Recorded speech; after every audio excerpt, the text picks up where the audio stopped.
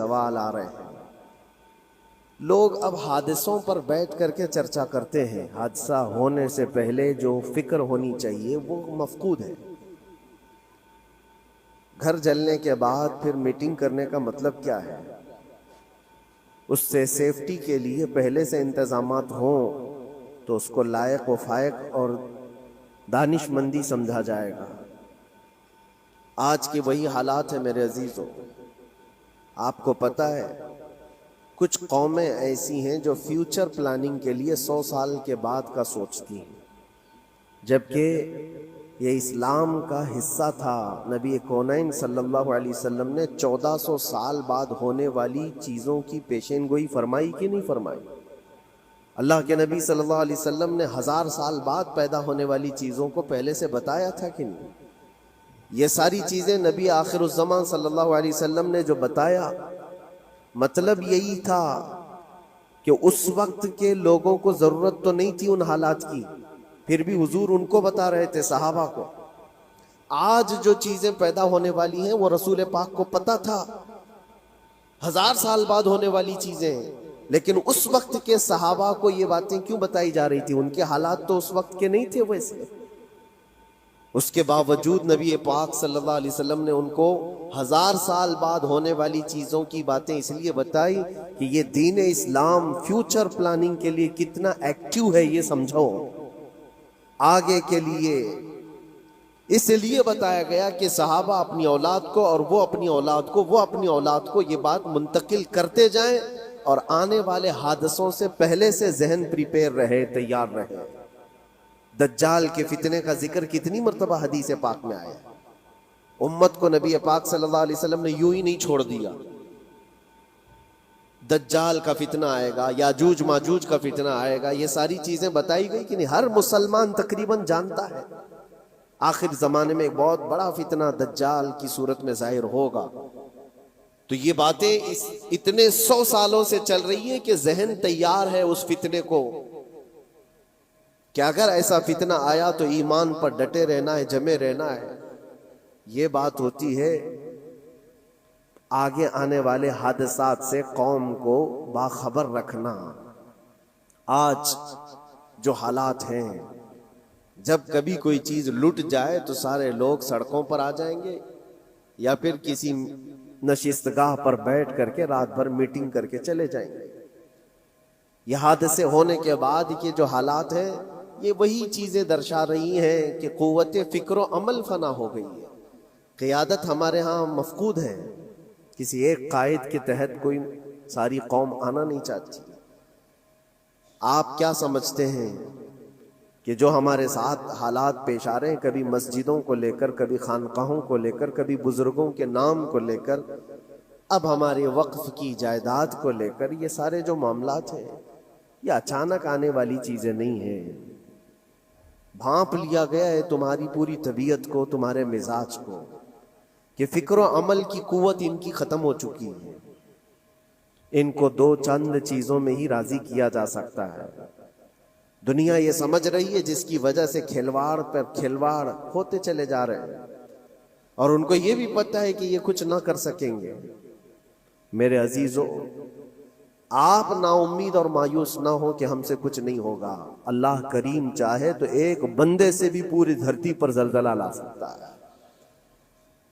اللہ کریم کی ذات پر یقین اور توکل رکھو۔ سرکار غریب نواز ہندوستان آئے تھے تو بہت بڑی فوج لے کر نہیں آئے تھے، اللہ کی ذات پر بھروسہ کر کے آئے تھے، اور 90 لاکھ لوگوں کے دلوں میں چراغ اسلام جلا دیا تھا۔ وہ یقین اور توکل کے ساتھ آئے تھے۔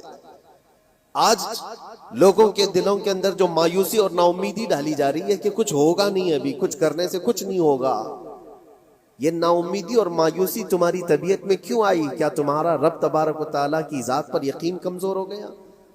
اگر یہ اس طرح کی بیماری آئی ہے تو پھر بدر پڑھ لینا۔ جب رسول پاک صلی اللہ علیہ وسلم کے ساتھ وہ صحابہ جا رہے تھے، ان کو اچھی طرح پتا تھا کہ سامنے آنے والی فوج کتنی طاقت لے کر آ رہی ہے۔ 1000 لوگ آ رہے ہیں، ہاتھی گھوڑے ان کے پاس، ہتھیار اور اسباب ان کے پاس ہیں، کھانے پینے کی مزے کی ساری چیزیں لے کر کے آ رہے تھے مکہ والے، اور ادھر صحابہ ننگے پیر ہیں۔ 313 کے پاس 4 گھوڑے ہیں، پیدل چلے آ رہے ہیں، چھاؤں لینے کے لیے کوئی جگہ تک نہیں ہے ان کے پاس. ایک کھجور کسی کے پاس ہو تو 10 لوگ اس پر اکتفا کر لیں. فاقے پر فاقہ کرنے والے وہ صحابہ، لیکن انہوں نے یہ نہیں کہا کہ اللہ کے نبی صلی اللہ تعالیٰ علیہ وسلم سے کہ ہمارے پاس اسباب کی کمی ہے، ہتھیار کی کمی ہے، کچھ نہیں، ہمارے پاس سواری نہیں ہے. بغیر سواری کے 180 کلومیٹر مدینے سے چل کر کے وہ بدر پہنچے تھے، بدر تک پہنچے تھے. اور اس وقت اپنی ساری محنتیں، اپنی ساری قوتیں انہوں نے زمین پر لا کر رکھ دی. پھر بدر کے میدان میں جب پہنچے تب اللہ کریم کی بارگاہ میں دعا کیا تھا میرے مصطفیٰ نے، اے اللہ اگر اس نہتی قوم کو تو نے فتح نہیں دی تو پھر قیامت تک اس روئے زمین پر سجدہ کرنے والا کوئی نہیں ہوگا. یہ محبوبانہ انداز تھا میرے مصطفیٰ کا. وہ دعا مدینے میں بیٹھ کر کے بھی تو کر سکتے تھے. 180 کلومیٹر دور اتنی مصیبت میں دھوپ میں چل کر کے جانے کی کیا بات تھی؟ ننگے پیر صحابہ گئے ہیں، فاقے پر فاقہ کیے ہوئے. وہ مدینے میں بیٹھ کر دعا کرتے تو کیا رحمت للعالمین کی دعا قبول نہیں ہوتی؟ لیکن مصطفیٰ کریم صلی اللہ علیہ وسلم نے یہ مزاج دیا ہے، پہلے فکر و عمل میدان میں لاؤ پھر دعا کرو، اللہ کی مدد آتی ہے. یہاں ہم بیٹھ کر کے یہیں سے دعا کرتے ہیں، کچھ کرنا نہیں ہے، بدلنا نہیں ہے، اور فکر و عمل کو لانا نہیں ہے، تو پھر صرف یہاں بیٹھ کر کے دعا کرنا. یہ تو میرے عزیزوں عورتوں کو اس سے ذمہ داری دی گئی ہے کہ تم میدان عمل میں آ نہیں سکتی، تم اپنے گھروں سے دعا کرو اپنے بھائیوں کے لیے. لیکن یہ کام تو اب سارے مردوں نے بھی لے لیا ہے. بہرحال قوت فکر و عمل پہلے فنا ہو جاتی ہے جب کسی قوم کی شوکت پہ زوال آتا ہے. آج یہ جو سارے معاملات ہم دیکھ رہے ہیں، اس کی ایک خاص وجہ میں آپ کو بتانا چاہتا ہوں. آج سے تقریباً 8-9 سال پہلے میرا ایک بیان بھی ریکارڈ موجود ہے، کافی دنوں تک وہ چلتا رہا. میری اپنی بات نہیں تھی، سراج الامہ امام غزالی رحمت اللہ تعالی علیہ انہوں نے لکھا تھا کہ امت پر اگر ایک ایسا وقت آ جائے جب ان کے سامنے ان کے نبی کو گالیاں دی جا رہی ہیں اور امت کچھ نہ کرے، تو پھر وہ انتظار کرے کہ عنقریب وہ وقت بھی ان کے اوپر آنے والا ہے جب ان کی ماؤں، بیٹیوں اور سب عزتوں کو بازار میں نیلام کیا جائے گا اور یہ کچھ نہیں کر سکے. وہ دن آ جائیں گے. بیسک وجہ وہاں سے شروع ہوئی کہ لوگ اپنے عیش و عشرت میں کچھ کمی نہ کر سکے. بارگاہ مصطفیٰ صلی اللہ علیہ وسلم کی گستاخیاں کھلے عام ہوتی رہیں، اور اس پر ہم لوگ جس طرح کے حالات دیکھتے رہے. بہت سارے لوگ تو مجھ کو یہ کہتے تھے، مجھ سے یہ کہتے تھے، کیا ضرورت ہے آپ کو بولنے کی، حالات دیکھ نہیں رہے آپ؟ ظالمو، تم کو اگر کوئی چھوٹی سی ماں کی گالی دے دے تو تم بپھر جاتے ہو اور اس کے اوپر آسمان توڑنے کی بات کرتے ہو. اور ہم اپنے نبی پاک صلی اللہ علیہ وسلم سے کروڑوں ماؤں سے زیادہ محبت کرتے ہیں. اس رسول پاک صلی اللہ تعالیٰ علیہ وسلم پر کوئی بھونکتا رہے اور اس کا جواب نہ دو، تم یہ کہتے ہو مصلحت ہے، حالات ایسے ہیں. تو پھر اپنا یہ لباس بدل دینا چاہیے، اپنا نام بدل دینا چاہیے. پھر اس دائرہ اسلام میں رہ کر کے مطلب کیا ہے؟ اسی لیے اقبال نے 100 سال پہلے ایک مزاج دیا تھا، ایمان ہے کیا چیز، اسلام ہے کیا چیز. تم کیا سمجھتے ہو داڑھی ٹوپی اور جبے کبے کا نام اسلام ہے؟ اسلام کیا ہے؟ اقبال نے کہا تھا کہ بارگاہ مصطفیٰ صلی اللہ تعالی علیہ وسلم کے قدموں تک اپنے آپ کو پہنچا دو، یہی دین ہے، یہی دین ہے. گر بہو نہ رسیدی تمام ابو لہبیست، اور اگر تم وہاں تک نہیں پہنچ سکے تو زندگی ابو لہب کی طرح. دین یہ ہے، آبرو ماں زنام مصطفیٰ است، ہم سب کی عزت و آبرو حضور کے نام سے جڑی ہوئی ہے، ان کے نام سے جڑی ہوئی ہے ہماری عزت و آبرو. اور تم اس نام کی حفاظت نہیں کر سکو گے تو آگے یہ سب چیزیں آنے والی ہیں جو آ رہی ہیں. آج لوگ آج واویلا مچا رہے ہیں.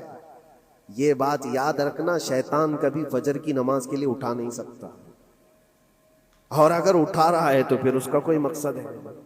شیطان اور نماز آج سختہ ان کے پاس ہے، طاقت ان کے پاس ہے، حکومت ان کے پاس ہے، ڈپارٹمنٹ ان کے پاس ہے، سب کچھ، جوڈیشری، ہر چیز ان کے پاس ہو، وہ کیا کر رہے ہیں اس سے مجھے مطلب نہیں۔ میں آپ سے یہ پوچھنا چاہتا ہوں، مجھے رہزنوں سے غرض نہیں، تیری رہبری کا سوال ہے۔ تم خیر امت ہو، رسول پاک کی امت میں ہو، تمہاری بھومکا جس کو کہا جاتا ہے، تمہاری یہاں پر زندگی کے معاملات یہ بہت زیادہ اہمیت کے حامل ہیں۔ تم کیسے بن سکتے ہو آج؟ اسی لیے قرآن پاک کی آیت میں نے شروع میں تلاوت کی۔ رب ذوالجلال فرماتا ہے ان اللہ لا یغیر ما بقوم حتی یغیروا ما بانفسہم، بے شک اللہ تعالیٰ اس وقت تک کسی قوم کی حالت نہیں بدلتا جب تک وہ قوم خود اپنی حالت بدلنے کی کوشش نہیں کرتی۔ جب تک اپنی حالت بدلنا نہیں چاہتے اس وقت تک اللہ تبارک و تعالیٰ نہیں بدلے گا۔ وَإِذَا أَرَادَ اللَّهُ بِقَوْمٍ سُوءًا فَلَا مَرَدَّ لَهُ، اور اللہ تعالیٰ کا یہ جلال بھرا ارشاد تو سنو، یہ 13ویں پارے کی سورہ رعد کی آیت ہے۔ اللہ کریم فرماتا ہے اور جب اللہ کسی قوم کے ساتھ سختی کا معاملہ کرنا چاہے، پکڑ کرنا چاہے، تو پھر کوئی طاقت اس کو ٹال نہیں سکے گی۔ رب تبارک و تعالیٰ جب کسی قوم پر عذاب لانا چاہے تو کوئی اس کو ٹال نہیں سکے، تو بدلو۔ اسی لیے اکثر یہ کہا جاتا، میں تو اپنی تقریروں میں جو چند مجھے چیزیں یاد رہتی ہیں وہ عرض کیے دیتا ہوں، باقی مجھے شعر و شاعری زیادہ یاد نہیں رہتی، لیکن جو دل پہ لگتی ہیں باتیں وہ ذہن میں محفوظ ہو جاتی ہیں۔ کسی شاعر نے کہا تھا، جگہ جگہ کے تھک چکے ہیں تمہیں یہ ہنگامے، نشاط لذت خواب گراں بدل ڈالو۔ کیا مطلب ہے؟ روز ایک ایک ہنگامہ ہوتا ہے، تم کو جگا رہا ہے، اٹھ جا اے مسلمان، اٹھ جا، نشاط لذت خواب گراں بدل ڈالو، لمبی نیند سونے کی جو عادت پڑی ہوئی ہے اس مزے کو بدل ڈالو۔ غلط روی سے منازل کا بعد بڑھتا ہے، مسافروں رویش کارواں بدل ڈالو۔ شاعر نے کہا ہے ادھر ادھر کی لے میں چلتے رہو گے تو منزل لمبی ہو جائے گی۔ جس راستے پر تمہیں چلنا ہے اگر بار بار ادھر ادھر مڑتے رہو گے، غلط روی اس کو کہتے ہیں، غلط چلنے سے منازل کا بعد بڑھتا ہے، منزل لمبی ہو جاتی ہے، جہاں پہنچنا تھا وہاں پہنچ ہی نہیں پاؤ گے۔ اسی لیے شاعر کہتا ہے مسافروں رویش کارواں بدل ڈالو، قافلے کے چلنے کا جو طریقہ ہے اس کو بدل لو تم۔ یہ پوری کی پوری بات ہم پر فٹ ہوتی ہے، چلنے کا انداز بدل ڈالو اے نوجوان۔ جہاں کسی کے گھر میں آگ لگی وہ دھواں اٹھ رہا ہو، اور اگر کوئی نوجوان اندر بیٹھ کر کے یہ کہتا ہو کہ یہ ساون کا موسم ہے یا پھر یہ ابر رحمت ہے، تو اس کی سوچ پر ہم کیا کہیں؟